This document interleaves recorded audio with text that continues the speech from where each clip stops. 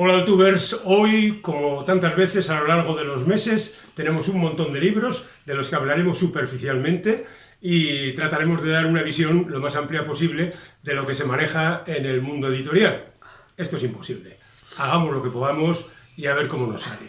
Vamos pues con nuestros libros someramente revisados, empezando por un clásico como es Petros Márkaris, el hombre que creó al inspector Kostas Haritos y que lleva ya 17 novelas con esta historia, revisando el mundo de la delincuencia en Grecia y atravesando por diferentes etapas porque la serie tiene ya 30 y tantos años y a él le ha permitido ir revisando justamente todos los acontecimientos que han ocurrido a lo largo de estos años.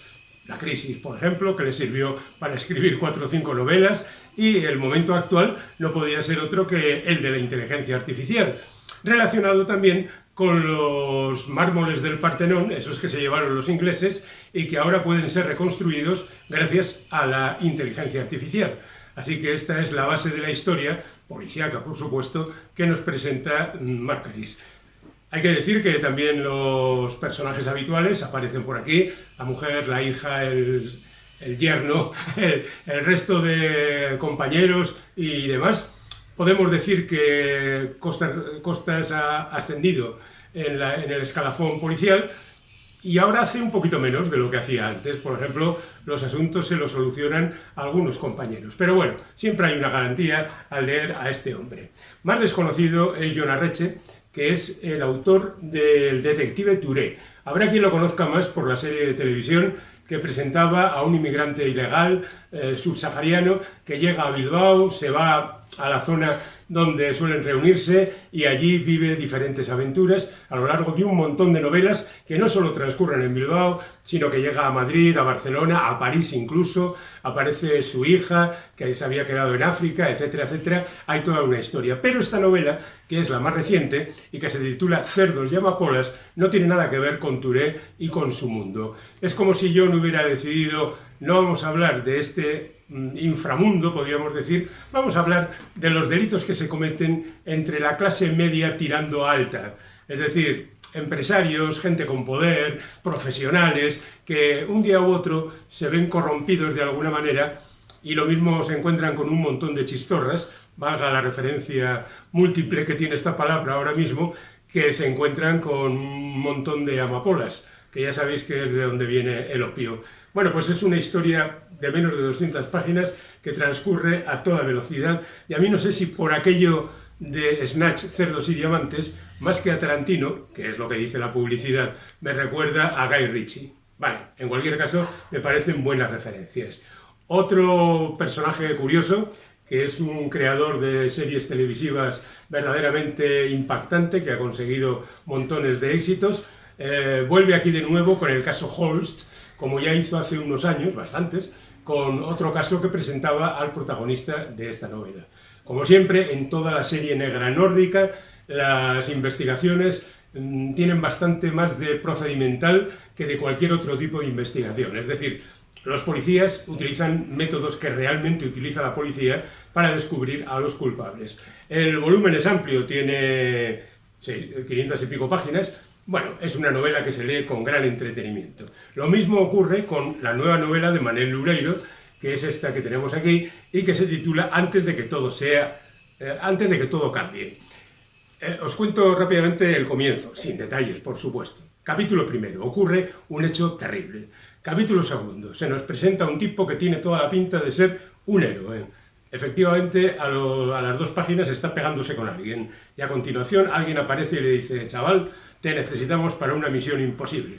A continuación aparecen unos policías que después sabremos que van a tener importancia, aunque lo intuyamos ya desde el principio, metidos en otro fregado. Todo esto a una gran velocidad. Es un tipo de literatura no reflexiva, no introspectiva, no de meditar demasiado, pero hoy es un libro que te pones tiquitaca, tiquitaca, tiquitaca y te llegas al final sin darte cuenta. Y luego no es cierto eso que dicen, lo lees y lo olvidas. Al final los libros se te quedan dentro. Vamos a dejar estas aventuras y vayamos a un territorio muy diferente con la nueva novela de Bernardo Atxaga. Sí, sé que dijo ya en su momento que no iba a escribir más novelas, pero el bueno de Bernardo ha decidido que tenía aquí esta historia y la ha sacado a relucir. Golondrina se titula, originalmente está escrita en euskera, como la de Jon Arretxe, por cierto, y después traducida al castellano. Y nos presenta aquí unos seres infernales, unos ángeles caídos, por decirlo de alguna manera, que van a revisar, al menos en la primera parte, la historia de Urtain. Ya sabéis, aquel boxeador que acabó suicidándose, que vivió unas etapas muy difíciles, que llegó a ser campeón de no sé qué, y al final terminó haciendo lucha libre, sobreviviendo como fuera, metido en 1000 jaleos que él no había buscado. Es una historia trágica, tremenda, que aquí Bernardo Achaga afronta desde la distancia de estos personajes que van viendo a los asistentes al sepelio y que después van a tener gran protagonismo en las partes siguientes de la novela. Es una novela tranquila, relajada, para ir viendo las cosas y ver cómo Bernardo Achaga a veces se engorila un poco con algunas palabras y se queda con ellas para toda la vida. Ocurría en El hombre solo, por ejemplo, con la palabra estridor, y aquí ocurre con la palabra acedía. Bueno, cada escritor tiene su cosa en la cabeza. Nada, ahora saltamos a la poesía. Qué raro ver un libro de poesía por aquí, pero este me ha encantado. Este es de Laura Echevite y se titula Superé a los soldados. Laura Echevite trabaja en el mundo audiovisual y el primer poema, el más largo del libro, cuenta las andanzas de una trabajadora en el mundo audiovisual y los problemas y los inconvenientes y los malos ratos que uno se pasa en este territorio que parece muy glamuroso y muy estupendo, pero ay, hermano, hay que trabajar en él para saber lo que cuesta sobrevivir en él.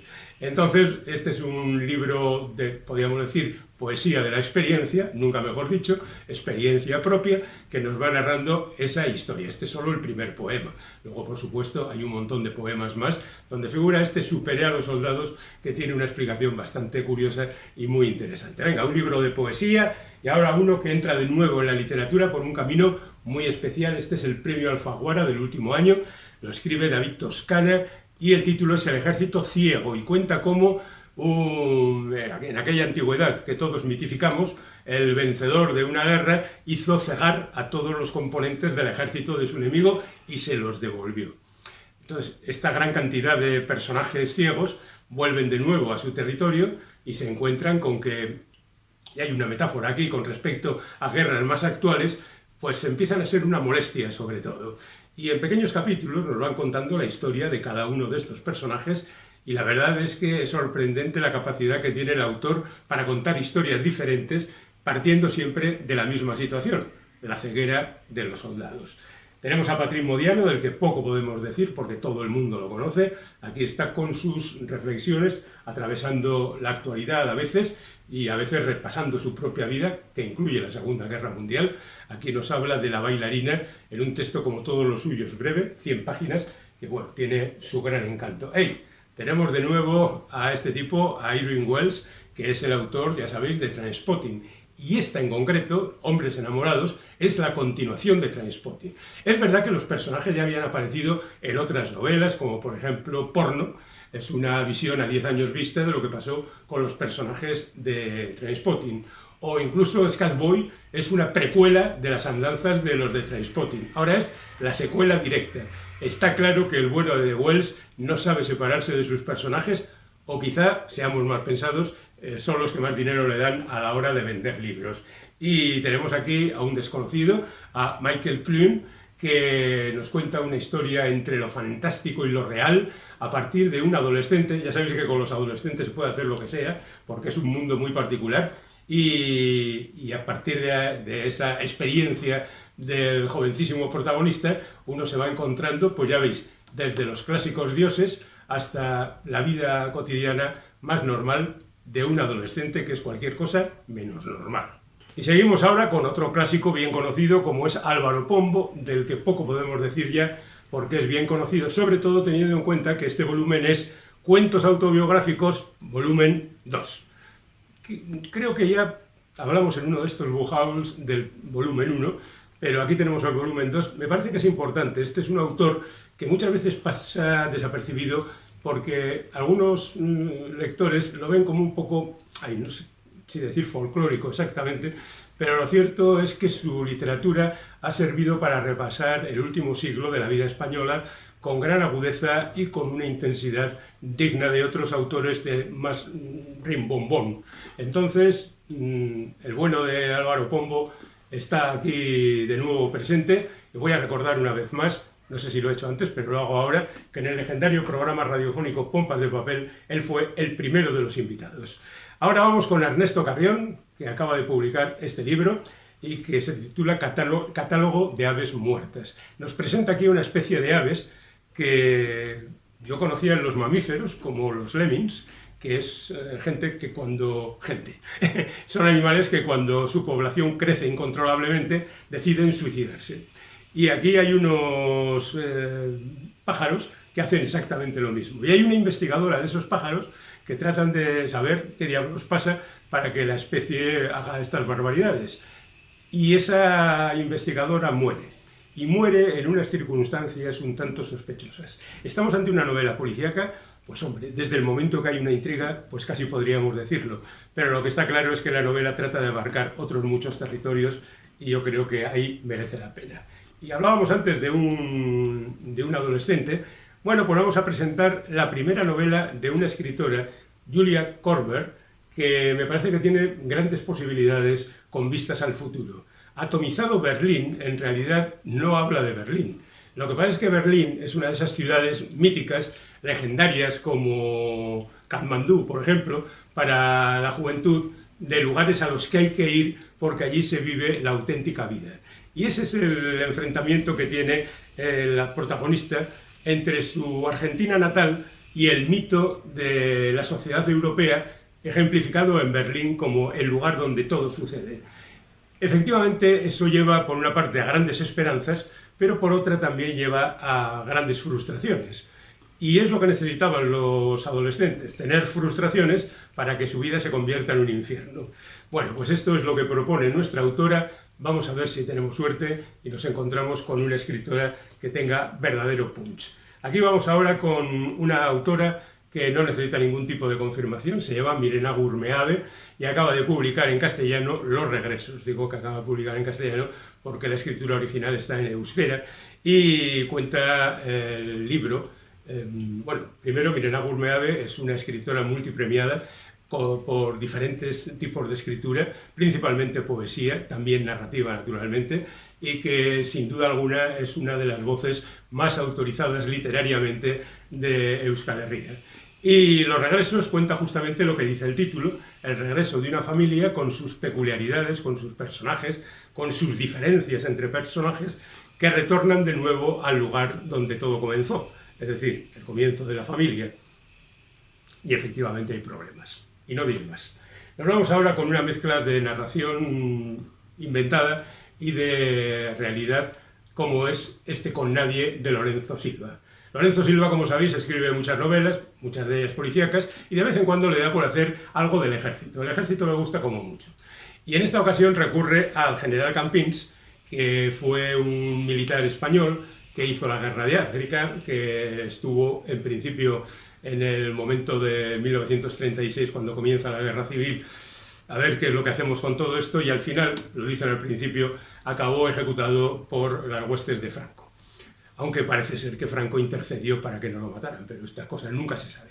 Bueno, Lorenzo advierte de que verdaderamente a veces es complicado saber cuál fue la verdad, pero tiene algunos testigos todavía vivos, o incluso descendientes del protagonista, que le han ido añadiendo algunos detalles. Y en ese sentido, bueno, pues vamos a creer que lo que se cuenta es verdad.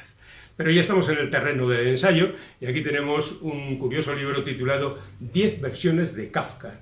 Lo escribe Maya Hurska, que es estudiosa y especialista en muchas cosas, pero que este es su primer ensayo, y me parece que ha elegido un tema verdaderamente apasionante, porque las 10 versiones de Kafka son las de sus 10 primeros traductores a otros idiomas.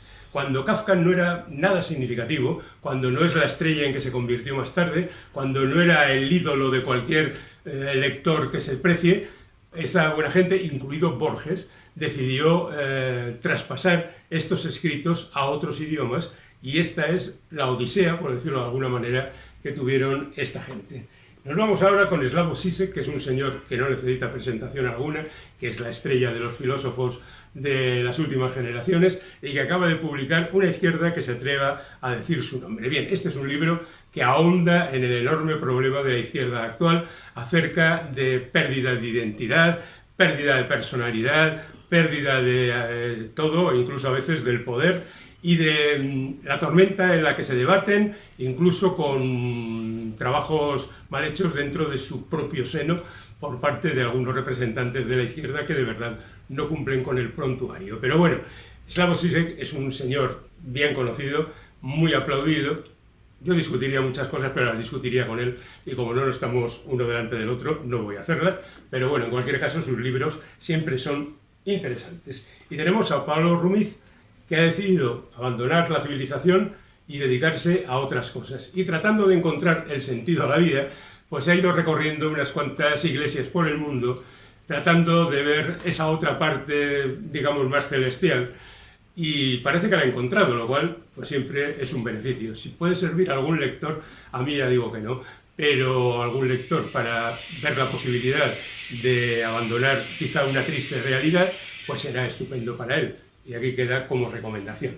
Y luego ya nos encontramos con Richard Ford, que es un señor que nació a la literatura con aquello del realismo sucio, pero que cimentó su popularidad y su éxito en una serie de novelas sobre un periodista deportivo que estaba muy lejos de, por ejemplo, los escritos de Raymond Carver. Carver permanece como la figura indiscutible de este movimiento. Ford, yo siempre le he visto un poco como... maldita sea, ¿por qué no seré yo el número uno?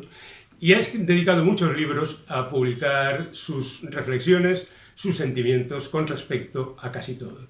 Y aquí lo hace con respecto a su literatura. Es decir, es el libro, a pesar de su brevedad, más representativo de Richard Ford, que ya digo, en palabras sencillas se titula Puede darnos una idea más precisa de su forma de ver las cosas. Y terminamos con los libros, pero nos queda un cómic todavía, con Javier Urra y cómo somos realmente. Javier Urra es un señor que se ha dedicado toda su vida a analizar la sociedad y además a contarla en televisión. Es una figura bien conocida porque sale mucho y le llaman cada vez que hay un conflicto, por ejemplo, con adolescentes o este tipo de cosas. Porque él incluso fue el primer jefe del gabinete de la infancia y juventud, o algo así. Los términos no son exactos, pero bueno, era una empresa institucional que trataba de ver qué es lo que pasaba con la juventud. Y Urra siempre ha estado ahí, analizando todo esto, y últimamente ha dedicado varios libros a la vida cotidiana de las personas, y a cómo funciona nuestra cabeza y a qué cosas nos enfrentamos. Y este sería otro peldaño más, cómo somos realmente, para descubrirnos a nosotros mismos. Y ya digo, terminamos con Chan Chan, Tras la pista de Blueberry. Este es un álbum absolutamente inútil.